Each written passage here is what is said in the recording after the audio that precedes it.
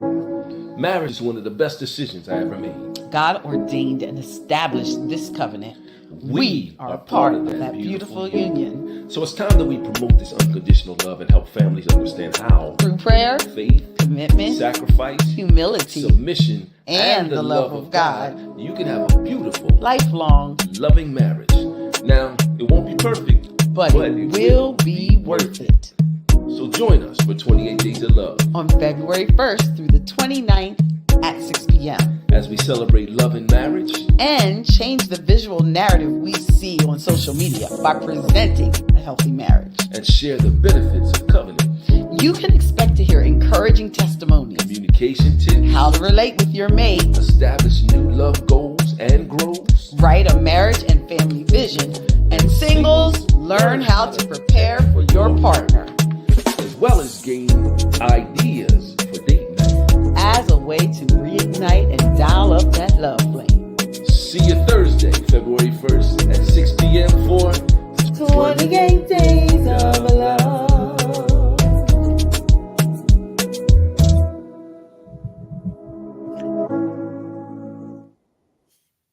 Welcome, anybody. Welcome. We're having some issue with our Facebook lives right now, so I am trying to fix it as we go. But in the meantime, we are live on our YouTube channel, YouTube 360. It's called Launch TV. Let me get that. But in the meantime, we will get this up and running as we go. But I don't want to stop the live because then we have to start all over again. But anyway, welcome into the first night of 28 Days of Love. She sounds much better than I do. So we are. Who are you again? I am Kim. And I'm Dr. He always has to sing his little song. I had to sing my name. Listen, we believe that marriage is the first institution that God put on the face of the planet in order to further his kingdom work. So throughout this month of February, we're celebrating marriage. We're going to make marriage famous. And tonight we have a very, very special couple with us today. A young couple, have been married a few years. And we'll talk a little bit more to them about that. And we've known them at least Shelby since she was a little girl. Yes. I hadn't seen her for a while, and then I'm online with her today, and I still had the picture of her when she was like a little girl, right? And all of a sudden, wow, here she is, this grown woman. And I felt a little old for a second because I'm not old. She's older than me. Right? Here we go with this one. But anyway, we're going to bring them in now. If they're ready to come in, and while we do that, I'm going to still work. So Kim's going to start talking. I'm going to still try to get the Facebook up, the Facebook Live up without cutting off. But welcome into the first day of 28 Days of Love. Okay, so as you see, we have this beautiful couple. We have the Wormleys, Shelby and Jordan Wormley, as Newt tries to pull up our YouTube so that we can share the YouTube link. So maybe it will take a few minutes to get that up for those of you who are probably looking for the page. Give us another minute or so. Maybe we'll run the commercial one more time and find the YouTube page because I want to share. I have people wondering where the page is. Where is the page? You gotta love technology. You gotta love technology. Yeah, we came on early to avoid this, and we sure did. But it's having some challenges by sharing to Facebook. So this was literally us yesterday. Yeah, this very same thing. We went live yesterday. We could not get our Instagram working. It was interesting. Yeah, it's saying YouTube is working, but it's saying there's some issues with Facebook. So I want to try to get that up so that we can actually share the page. If you want to start talking, I'll find the page. Okay. All right. Well, anyway, won't you guys introduce yourself? Tell us a little bit about yourself, how long you've been married, your names, and a little bit about what you both do. All right. Well, I'm Jordan and I'm Shelby. And we are the Wormleys. We have been married 7 years now, going into our 8th. Yeah, October will be 8 years. Wow. Yep. So we married 7, together 13. It will be 14 in June, which is coming up even sooner. And just loving to love each other. It's life is always more fun when you got somebody to do it with, and we're out having fun right now and enjoying our birthdays. And it was her birthday just passed. Our birthdays are a week apart. Yep. So wow. Well, happy belated birthdays. So both of you, when's your birthdays? Shelby, when is yours? I was the 29th and he's on Monday. Yeah. Oh, yours is coming. So I'm ahead of the game for you. I'm just a little behind for Shelby. Well, happy birthday coming to you, then Jordan. Yeah, I had a birthday in January myself, so we're all going around that. You're a January baby too. I'm a January girl, January 8th. I sure am. Yeah. That's why Newt tells people I'm older than him, because I was born in January and he was born in October. And he made sure the whole world knew. And he told everybody that I was robbing the cradle. So, I might as well just go ahead and own it. But I'm just a few months older than him. So I don't know. I'm here. I'm not sure why it's not playing, but it will be recording and we'll just share it. So tell us a little bit about what you guys do. Well, we run a storytelling company called We and Company, and we help people, organizations, businesses tell their story through photography, videography, and the written word. And we also just believe in the preservation of history through people's stories. So that's in a nutshell what we do. Yeah, I mean that really is it. We sit down with people and organizations, and everybody has a story. We firmly believe and know that everybody has a story, and a lot of people just don't fully appreciate the power of their story and sharing their story. So a lot of times what we do is just helping people understand the importance of their own story and packaging that in a way that allows everybody else to understand it and see it as well. So it's been 4 years now that we've been doing January made 4 years. Wow. Yeah, because I remember when the time is going fast. Yes. I remember when she started doing it. I was like, they created a company where they're telling people stories. First of all, I was so I don't even know the word. I was like your fan because you walked away from the news, the thing. I was like, wow, that's like courage right there. That is courage. That's faith. It's like, man, I want that kind of courage. And that's belief. Yeah, that was a crazy time, and a lot of people call me crazy. But you see. You do. You just got to do. Sorry if I'm over. I didn't know you were still talking. But you said it was a crazy time. So was it, did it bring any difficulties like for you to look for work, or you just felt like, I'm just going to do this. I'm just going to write and we're just going to trust and it's going to work? Well, at the time, because it was 2020. So the protest was happening. I was burnt out from COVID coverage. Like you had mentioned earlier, I worked in news for a couple of years. And I was really burned out in 2020. Now, we had launched We and Co. in 2019, which is its own story. We established in 2019 and we went public in 2020. Okay. In January of 2020, right before the pandemic happened. But eventually it just kind of got to a point where we had to make a decision. We had an opportunity present itself where we kind of had to choose, like, hey, if we're going to do this, there's no way we can say yes to this opportunity and our lives not change and me stay working at the station. So we prayed a lot, talked to a lot of our family and friends about what we were thinking, of how we were considering making the jump. I was going to leave my job. Jordan was still going to stay at his until he could come and join us full time. But it was crazy. It was.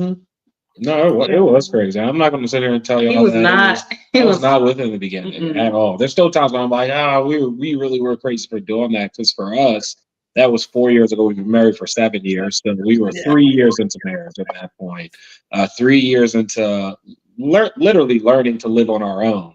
Prior to that, I lived with my brother. We split the bills. Shelby lived with a friend. They split the bills.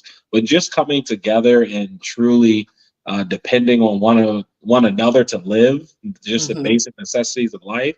I mean, we were still babies at that point, and neither of us were making no real money back then. I mean, I can't say we making it real now, but it's better now than it was then. So Exactly. it was definitely a big leap of faith. And it took a lot of courage. You guys said something about courage a second ago that you mentioned yesterday about sometimes having the courage to do the things you may not have the confidence to do. Because we were, oh my God, I did not completely have the confidence that she could leave her job and us pay all the bills and it work out. But I didn't know what God had lined up for us at that point. Wow. A little bit after you left your job, I got a promotion at my other job, which then helped to start supplementing the bills. I didn't know that was going to happen. It happened. And next thing you know, we were getting calls left and right for a weed company. And she couldn't have done that. We couldn't have done that if she was still at her job. We just would have missed that. So it was a scary time.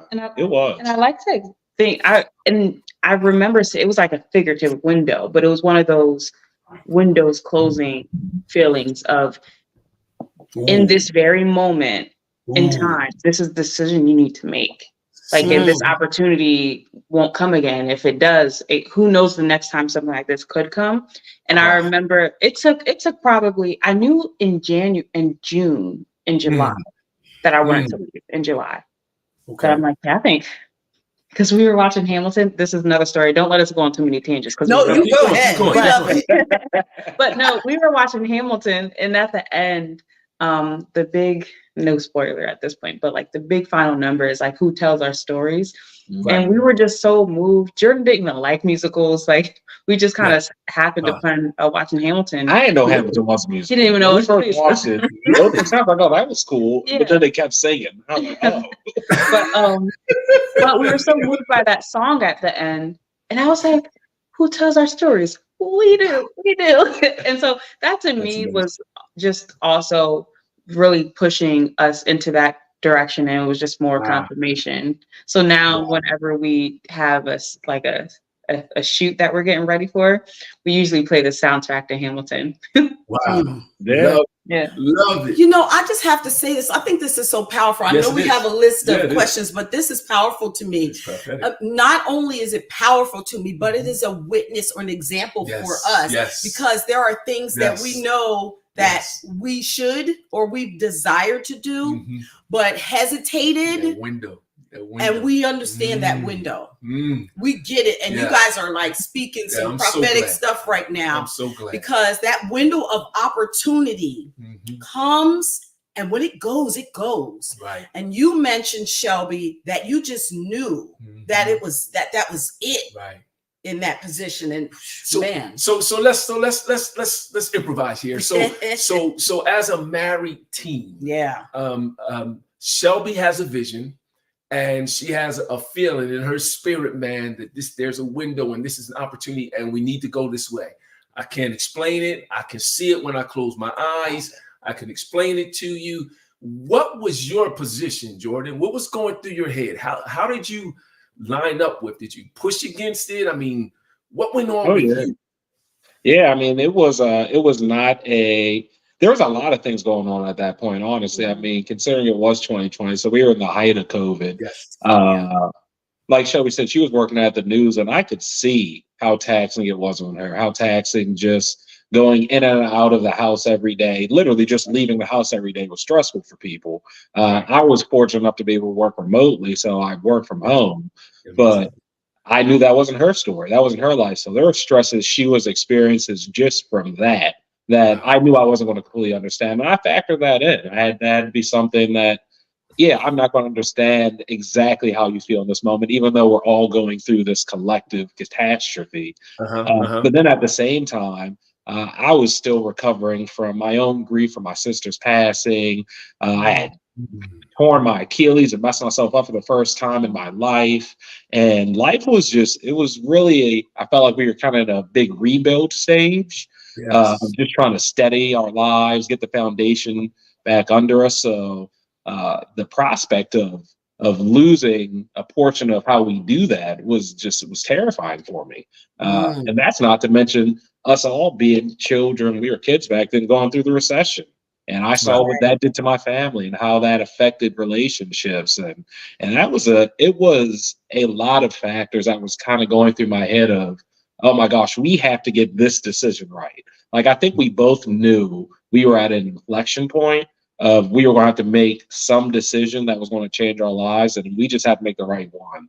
Even if it wasn't, even if the decision was not to do anything, it was going to be a big decision one way or another. Something was going to happen from what we said. So it is like Shelby said, we prayed about it.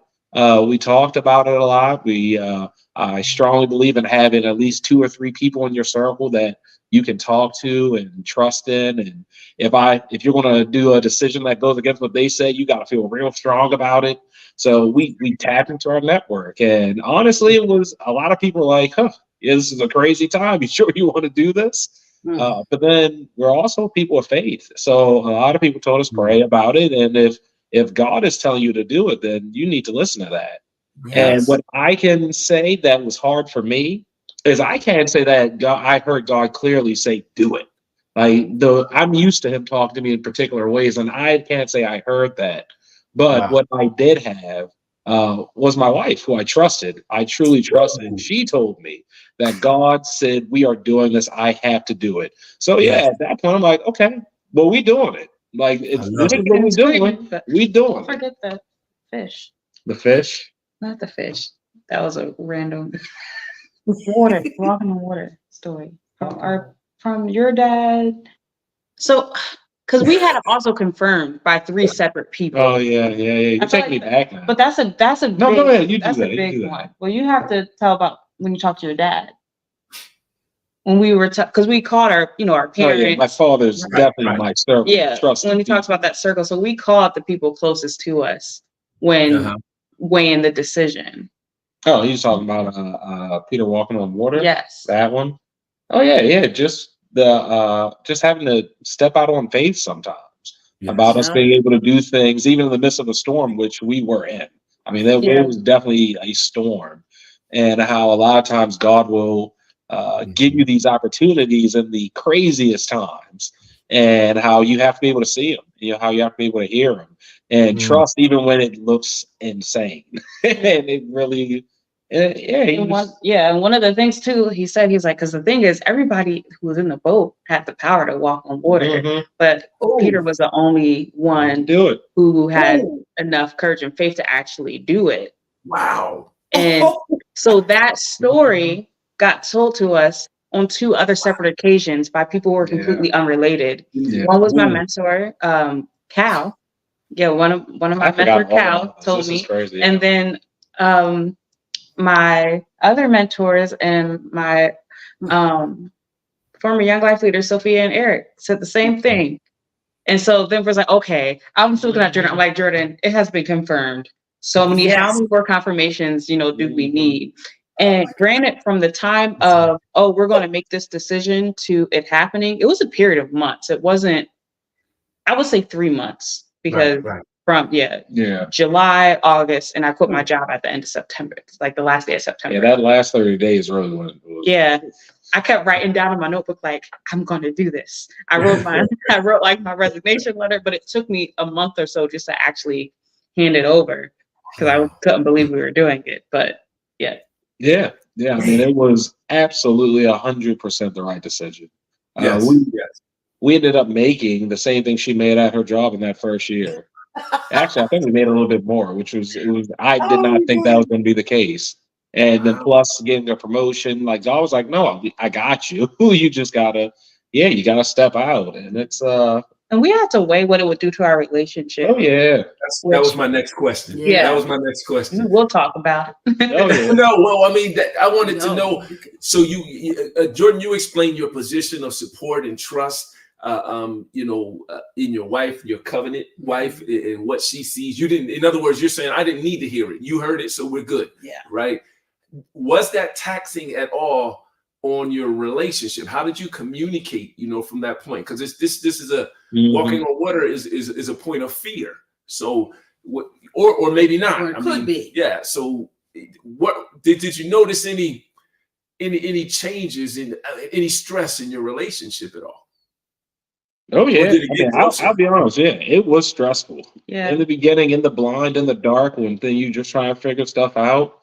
Yeah, Right. it was stressful.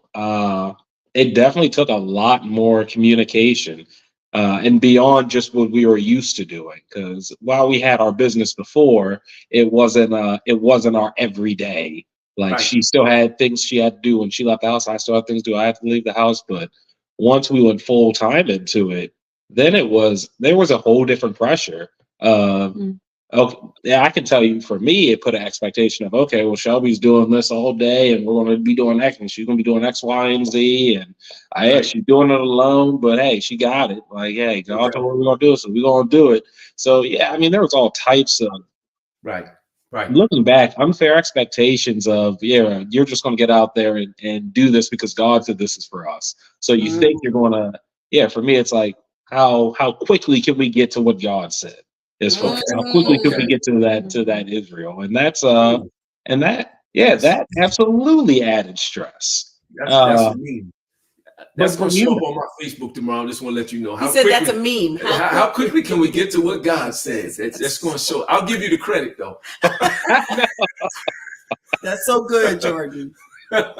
yeah, I mean that's my standpoint. I'm sure Shelby has her own viewpoint through what those beginning stages were, because that's looking externally from my side because I'm Okay. still have my foot in both worlds while now Yeah. she's fully stepped. So I mean, for you, what did you think it was for a relationship? It was very difficult because we also, like earlier that year, I think that January, we did our first official like stories with the firefighters, Mhm. the Black men firefighters in Nixter. And that was our first time working together. And even throughout that process, we were still learning, like, can we even actually do this together? Because Yeah. how I work and how he It's just reminding me. works is vastly different. Yes. Yeah. And one of the times he was like, yeah, I don't know if we can do this because I quit. This ain't yeah, like this is not good for us. yeah, you ain't gonna talk to me that way. And you're us. because you know, when I have a vision, I can just I'm just different. But once we had made the decision and I started in, especially once the project ended, the big project opportunity that was presented to us that made us make that decision, once it was over, that's when I felt like, oh, we gotta find something else. You know, like we gotta you know, keep at it. And when he talks about the expectations, I did think at the time we both put unfair expectations on each other.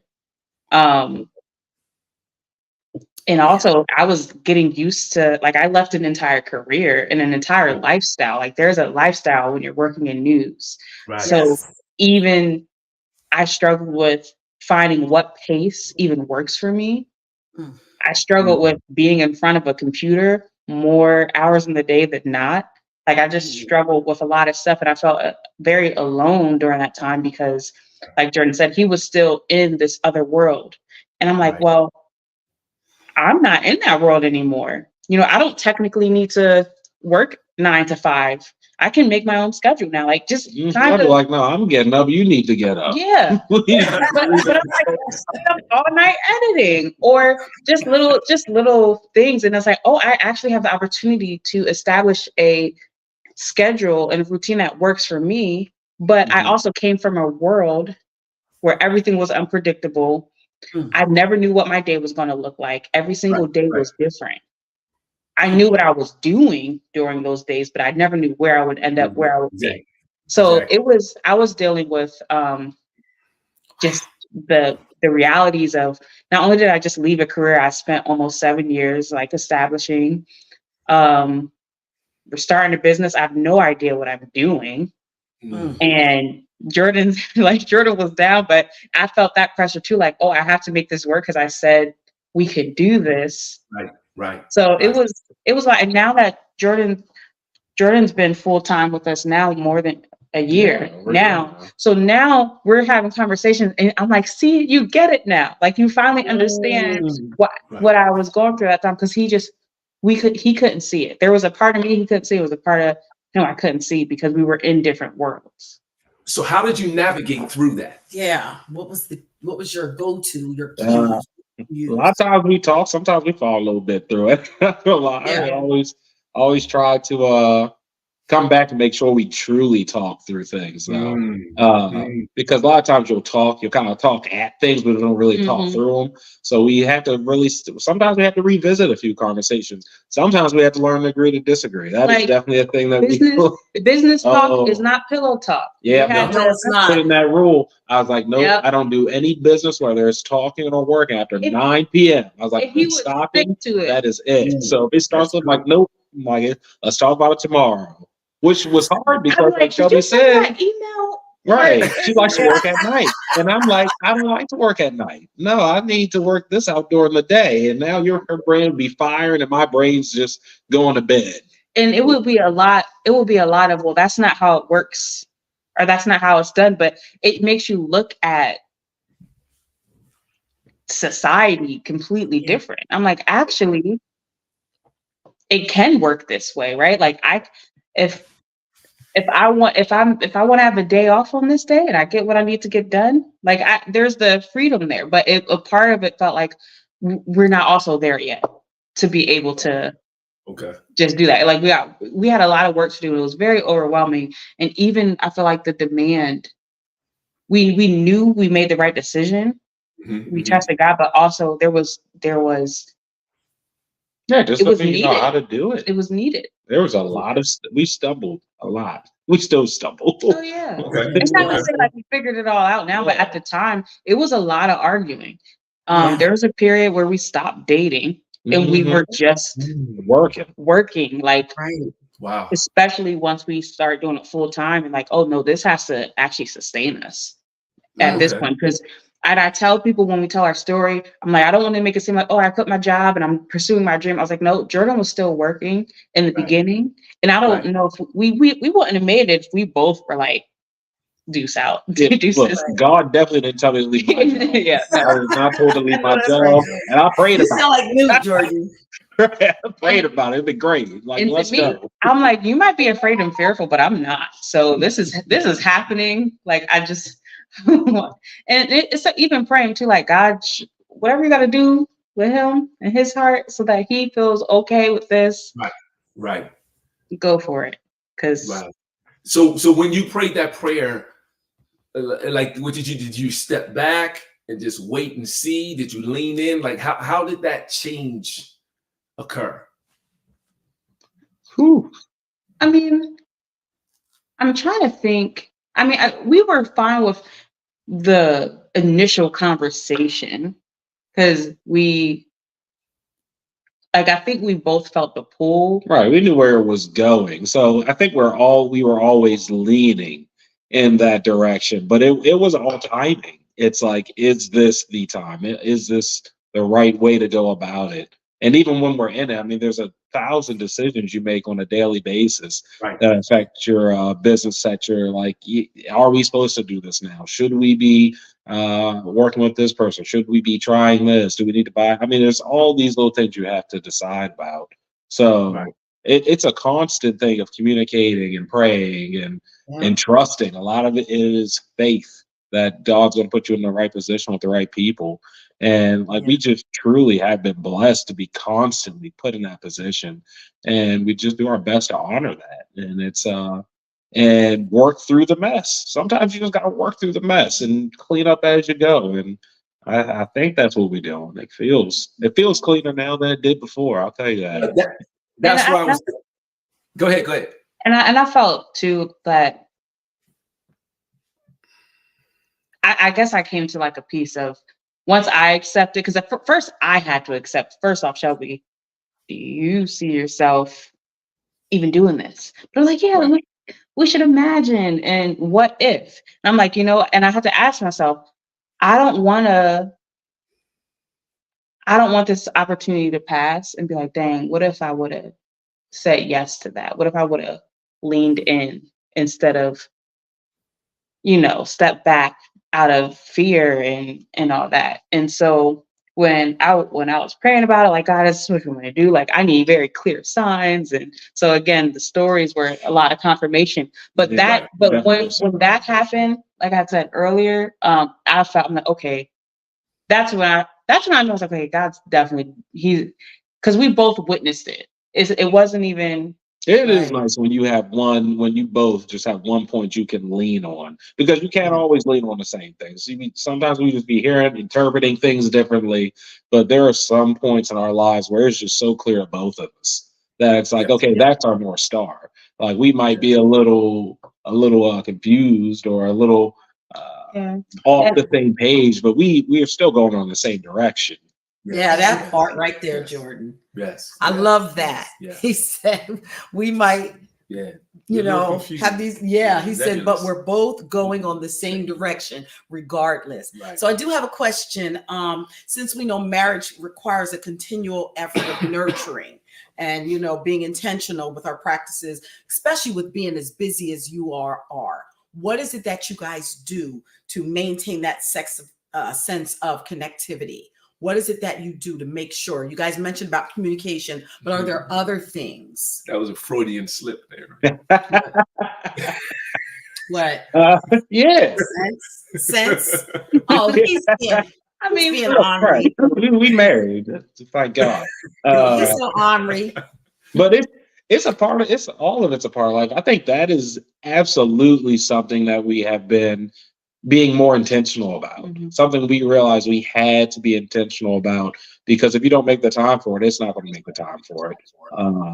So like just dating, literally just getting back to dating together, to finding the things that each other likes and just going to do it. I mean, there's little things that we try to do. Like I love to bowl, so sometimes we'll just go bowl. And we found a great place that's local, that's cheap. As you go on Tuesday, you can bowl for a couple of hours and have a great time.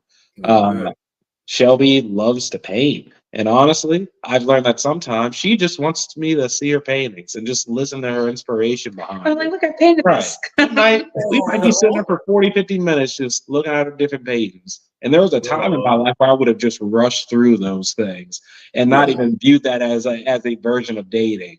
But dating is really just giving each other your time to do the things that you love to do. Doesn't mean we have to go out and do X, Y, and Z. It's just it's what we're literally doing right now. When we get off of this, we are on our 3-day dating spree between our birthdays. Just to remind ourselves that, oh my God, no, we actually do like being with each other. This is fun. It's not all hard work. Yeah, when we're not surrounded by just everything else, business stuff. Like even for right now, we're like, okay, well, we can respond to emails and all this stuff, but it's still light. But you know, like you take for granted that time we used to have. And I even remember during the pandemic, March, and I was like, you know what, we're never gonna have this time again. Not like this. Not everything just being so still. And there's nowhere to go, nothing to do, just being in each other's company. And like it felt so great because I was still working in news at the time, but just having that stillness. And so as we kept growing and elevating in these last few years, we realized we actually have to learn how to communicate differently, like how everything shifted and we became different people. So when we talk about, you know, doing the things we enjoy, well, those things all change too. I could bring her Hershey bars no more. Yeah, I don't eat those. That's not real chocolate. We're doing our whole lives. Every time I want to bring it, I figure out feeling like an Hershey bars for months. Can you stop bringing this home? I don't want these. I don't want these. But also recognizing, because in order to maintain, we talk about maintaining the connection, but for us, we also was in a season of survival, essentially. Like I know for me, because of that pressures, especially with Jordan still working at the time, and then me doing heading stuff with the company, I felt the pressure of, okay, well, this has to work and I have to be doing this. So it took up all my time. There was no start and end time. There was no boundaries. There were no parameters or anything. It was, I'm waking up early doing business stuff. It was nothing. It was great. Like the first year or so was like that. So when we talk about trying to get our footing, and we're trying to figure out how are we going to, like, coming up with a questionnaire form, like little things like that.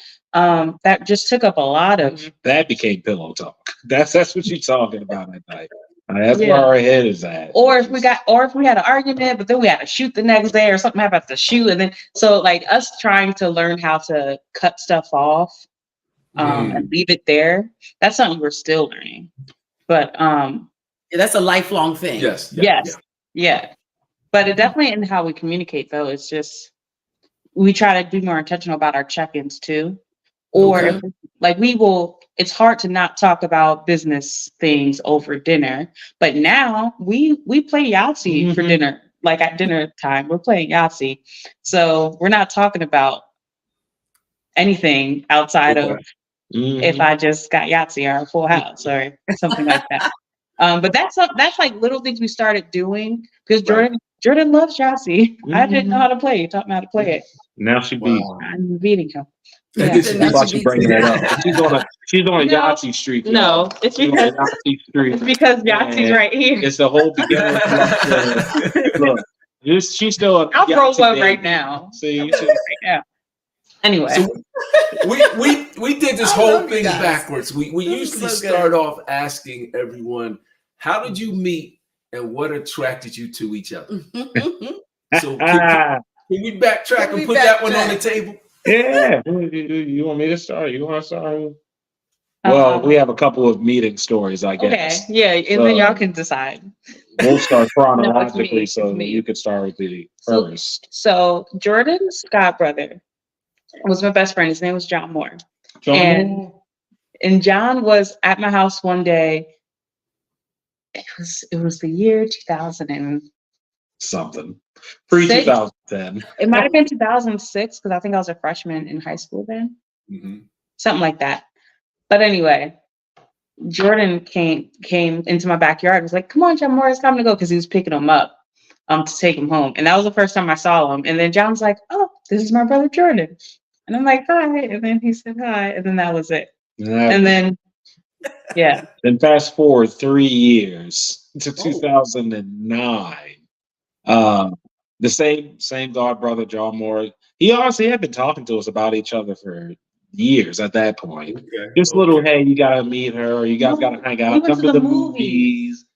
Good. That was after. I think that's a debate. Yeah, that's the debatable part. We'll get back to that. But in 2009, he invited. It was 4th of July, and I couldn't go down south because I had to work. Oh yeah, because you always go down south. Yeah. I didn't know this at the time, but they always go down south on 4th of July. She didn't go this time. I had just got out of a relationship, and my brother was like, "Hey, you want to hang out tonight?" And I was like, "Yeah, sure. I'm just hanging out at the house." And he's like, "Okay, I'll come by." And he's like, "I'm gonna bring Shelby." And I was like, "Oh, okay. Hey, I mean, timing was working out. Meet her, why not?" And she came over, and honestly, it was just one of those things where you meet somebody that you felt like you've always known. It was just so like natural, and so it was the first time I can say in my life that I had truly just met someone, like just met them, and spent the entire day, entire night until the sun came up, just talking. And we watched my favorite movie, Harlem Nights. He was watching Harlem Nights. I had never seen it. So we spent to watching Harlem Nights. Yeah.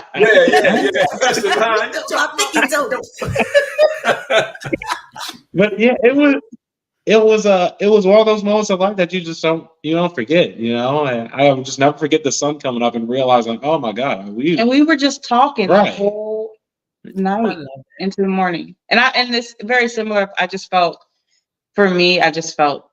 safe.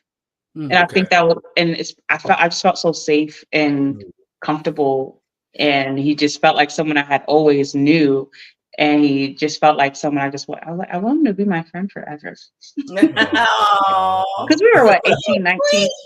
And it's sweet, but then she played me for a year. Oh, okay. You're right. All right. Like, this was a God thing because we almost didn't make it, y'all. Like, from the jump, we almost didn't make it. We were friends for a year. Yeah, she was going to college. I was going into college. I was a senior in high school. I wasn't trying to date a high schooler.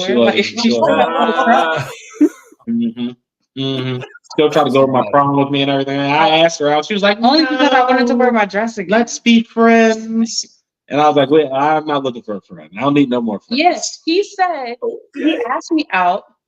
I was like, no, I just want us to be friends. And he stopped talking to me. He's like, well, I don't want to be your friend. I don't want to just we couldn't be friend. friends. You every now and then you meet somebody, you're like, oh no, we could be friends. No, I know that's right, friends. Jordan. That's not friends. You knew what you wanted. Yeah. And then so then a little bit He later, said, the Lord I is was my like, shepherd. I know what I want. then fast forward the following year, 2010, and I'm like, hey, what's up? Ringing my bell. Oh, He wasn't in high school anymore. He graduated. He was graduating. There you go. He wasn't in high school anymore. So, Right. Jordan, you know, took it up a peg. So, hey, So that's why I think 4th of July was the first time we met, because that's when I Okay. kept really meeting her. Yeah, I see. She apparently had been in my house when I was in middle Yes. school. I didn't even realize she was there. I had no idea. Yeah. I just didn't know. I was dating at the time too. And first off, let's rewind because I didn't know you had just gotten out of a relationship. Well, not just. It's time. Back then it was already a month or two. Like, That still counts as just. That's old news. A month or two. That's old news. Right, that's old. Back in high history. school, that might have been a year. Like, oh, we ain't talking no more.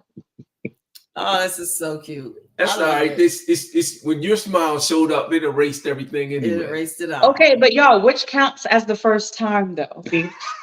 Well, I think Newt's question was what attracted you to that person. And it seems Yeah. like the The first time, conversation. yep, was the all night conversation. That was like the attraction because you Mhm. felt safe, but you knew you met before that. So we have to say you have two meeting places. One that you saw each other and the other one where you really saw each other. You know, okay, we'll stick with that one. That was the debate. The debate. Okay, so there's the time we saw each other, Right. but then we really saw You each other. really saw each other. Okay. And look, she was always fine. I can tell you what really attracts me to the second date. No, No, please go ahead. Go for it. I'll never forget we're going to the movies. This is the time we went to the movies. Uh-huh. And you had me just sitting there and I was waiting for her and waiting for John Moore to come in. And I was just sitting at the subway. It's at the old West Manchester Mall one. And I look over and I was just waiting. And all of a sudden I see John Moore walk in. I'm like, oh, great. There's John Moore. Now I see Shelby walk in. And she had this like Rihanna type cut. This is back when Rihanna had the little pecs. Oh, my God.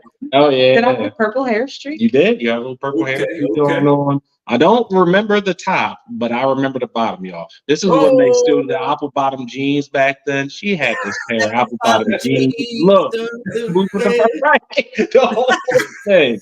And I remember saying, I'm like, oh yeah, that's my girl. That's my girl. Yeah, Head. it did play in my head. My cousin gave me those jeans. They were great jeans. They were Wow. So that's a whole Friday after next. It's not your beauty.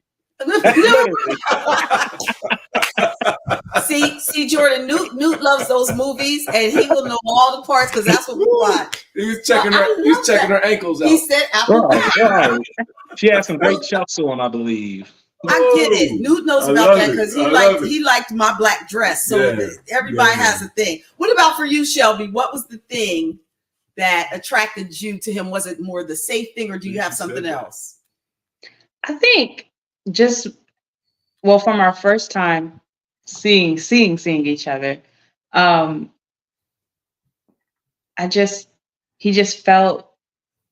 he reminded me of home. That was the big thing. Mm. He reminded me of all the things I love about home, like Right. just warm, and he was the first person I felt like I could be myself around. And I wasn't even trying. I wasn't like, oh, like be cool with that. It was just very natural. Mm. And I loved his smile. Okay. His smile and his laugh. It's very infectious. Like when he laughs, makes everybody laugh. And I'd say those were like the things. But the one main thing I remember, I had gotten my hair done. I had gotten some kinky twists, and I had an allergic reaction to them. Uh-huh. And now this is after 4th of July, right? But I think we're like friends at this point. And I had this allergic reaction, and he saw me, and I'm broken out, bumps all over my face, trying to not, have my face. And he's like, oh, like, I still think you're beautiful. And you're beautiful. Wow. And I'm like, like like he made me realize that it was okay for me to be vulnerable, but I would be annoyed when I felt super vulnerable around him because I felt like this wall keeps coming down. I keep trying to keep this Yes. wall up, Yes. and he Yes. just I couldn't Yes. I couldn't protect myself, but I didn't need to protect myself because I felt Wow, that's safe good. with him. Yes. So, Because it sounds but like I battled with that for a while. oh, I see. I see. I see. Wow. It sounds like everything that you're saying are things that could not be duplicated in another person. Oh, I mean, definitely Yeah. lots of time. That's what makes it so special. But you got some game though, man. You got a little game with it. And he's funny. Hey. I mean, he's funny in his own way. Aw. He Love it. tries. He's very intentional about making me laugh, and I'm like, that wasn't funny. But it is funny. But my way of Like, you're the flirting, first person. my way of flirting is being like that wasn't funny, even though. So listen, I'm going to ask one final question, so we can So wrap this up, because I can talk with you guys all day. Yeah. We'll just keep going. Yeah, there's some similarities here. So what? So I know you're 30 in your early 30s. So you probably got Yeah, married I'll be 32 on Monday. around 25 years old, somewhere. Yeah. You were married. So, well, her, she, right? So what would you tell your young self today if you were just entering marriage? That's a great question. That's a good Just entering marriage. Mm-hmm. What would you tell your young self, given all the experience, knowledge, wisdom you've had? You had some rough spots. You had a vision that you stepped into. You've learned to communicate. Your relationship has grown greater because of it. Yeah. I'm just giving you wait time here. So what thing would you pull out of all that you've experienced so far on this journey that you would tell your young self ahead of time? Man, there's so many things. I think that's really more of what I'm struggling with. There's so many things I probably would tell us, myself specifically, just going into marriage. Because one, you definitely do. I do know what I would tell myself or tell us, because in the beginning you go through the honeymoon stage, they call it, and for us, that was a couple of years. We really loved just being together. It was just fun. We called it our bubble. We had this little bubble where it was everything outside of us and then us. And at some point between the stress and chaos in life and starting the business and all of that, our bubble got popped, and I would probably tell us protect that bubble. Because I think, looking back on it, the things that we're doing now to recreate and protect the bubble we have now, if we would have just been doing throughout the whole time, I think we would have been fine. And it really is just being open to growing together. That means knowing that your partner's going to change and you're going to change, and you have to make sure you're changing together, like growing together, not apart, but you can. That means dating, like just continuously dating and finding something to date every day, even if it's the little small things of, I like to cook her breakfast. I might just make her breakfast one morning just because I know she might not even be that hungry. If I'm gonna make you this breakfast that looks great, you're gonna eat half of it. But you're gonna know that, hey, the first thing he thought about when he woke up was me. And he made me this breakfast, and you're gonna know that I don't know what this day is about to be. It might be a little crazy, but you're gonna go on there, you're gonna feel loved, and you're gonna feel fed.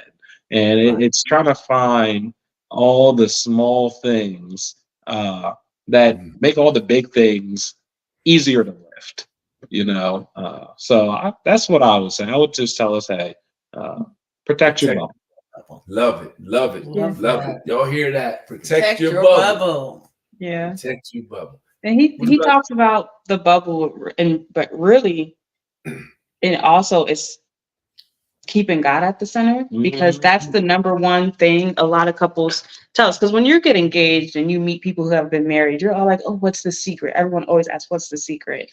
And one of those things that was always said was, oh, you got to keep God at the center. And it's so easy to get distracted and caught up into everything around you.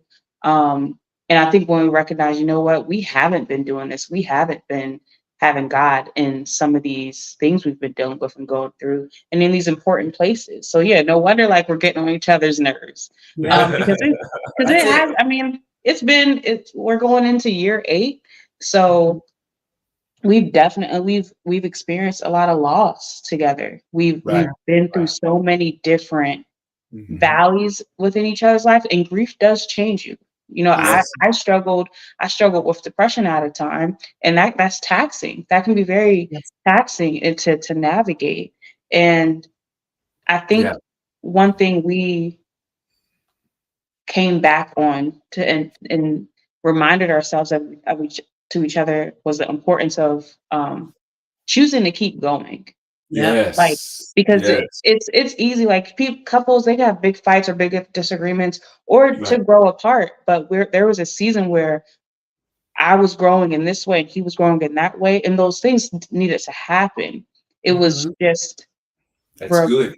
it was that glue, though. It was that, yes, this Yes. is what's happening, but you still have to remember and Shout out remind to yourself to hold on to each other. Yes, Elder Cox was our we did our counseling with him, and we still have the binder till this day that he gave us, and we have this little poem that he had written up, and I remember just looking at it. I can't quote it verbatim, but I remember like, wow, I haven't looked at this in a while. I haven't revisited some of these core things, and it's so we kind of ask ourselves, you know, we have to keep trying. Like, can we say we tried to start implementing this and see how that? So now, yeah, because we can talk about date night, but if if we're getting each other's nerves, we don't want to hang out. We don't want to hang out with each other. So I would just tell myself to tell our younger selves to remember to keep going and keeping God at the center, and definitely to keep dating, because and that looks different, and accepting that yes, you're going to change. Like, I am not. We were 24 and 25 when we got married. We are not those people at all anymore. At all. You know, the core of who we are, the essence of who we are, that will never change. But we've grown a lot. Yeah. We like new things. We've been skydiving. Sometimes I'm like, you convince me to go skydiving. He's so brave and courageous, and he'll do these like random things. I'm like, if we can do all these big, great things together in life, when these other things come up, we can figure it out. Right. I love it. That's so good. I love it. So we have protect the bubble. Figure it out. We have keep God at the center. You said the dating. How can I phrase it? Continue to date. Continue to date. Right. She said one more thing. Well, she mentioned about understanding that we are no longer those people, and that we're going to change. She said that too. So that understanding that. And I like the when you said keep going. Yeah, that we can basically, no matter how it looks, if we can do these great big things, that's we 5. can work through these things. That's 5 chapters to a book right there. Listen, we thank you for your time. Maybe to share anything that they're doing. Right now. Is there anything, even for like a little small promoting your business? Please take a moment and share how people can reach you. Even though you're on your break, they need to wait till this break is up. But if you would share how they could reach you. Or things you even offer, you know, business. We're always happy to sit down and talk with people just to learn their story with drives, and whether it's a business or individual family or anybody in between, we're excited to help people put out a few new things. So I always encourage people to go visit a couple of people's stories we've been able to tell. So there's a few businesses out there. Like the Concrete Rose, that's on Duke Street up in Lancaster. It's a fantastic wine and book bar, Black owned. You will love their food, you'll love their wine, you'll love their books. Go check it out. And what's another good one? We were just talking about Lunga earlier in Vana. If you're looking for some great art, you can check out Vana. I believe it's Vana.com, but buy some great art. Oh gosh, what else? We've done a lot of projects with like the Y. We do a lot with nonprofits, and just facing some humanitarian efforts. We do a lot around history. We've gotten to work with different museums. We've gotten to work with families as well who want to tell their family story and preserve their story. That is something that we're leaning more into. We're trying to make more space to keep exploring that route too. But that's a lot of what we do. And one more shout out. If you are in the Lancaster area or in general, there is a hospital, Penn State Lancaster, that last year, Penn State Health Lancaster campus, right off 283. Yeah. But last year we put up a 32-piece exhibit called Gratitude. It's called Gratitude Project. It's got 32 metallic prints that Shelby photographed, all these families who brought in items from that helped them get through COVID, basically. So they brought in a great item that they're grateful for to help them get through. So I mean, it's an awesome hospital. They have so much local art in there in general, and everybody there is beautiful spirits. But go take a second and just check that out. I mean, that would be great. Yeah. And February 15th at the Susquehanna Art Museum, you can come see Essentials. It's a photographic exploration into how the shutdown of barbershops and beauty salons during the pandemic impacted Black and Brown communities, and went around and photographed different salon owners and clients of theirs and just gathered their stories. So that exhibit's up at the Susquehanna Art Museum in Harrisburg. And on February 15th, so Thursday, I'll be having a Q&A and a poetry open mic. And last thing, head to our Instagram page. Every day we post a little something throughout the week. Yes, today is actually Throwback Thursday on our We and Company page, but just follow us on We and Company 19 on Instagram or We and Company on Facebook. And then our website is very easy. It's We Share Your Stories with a S, STORIES.com.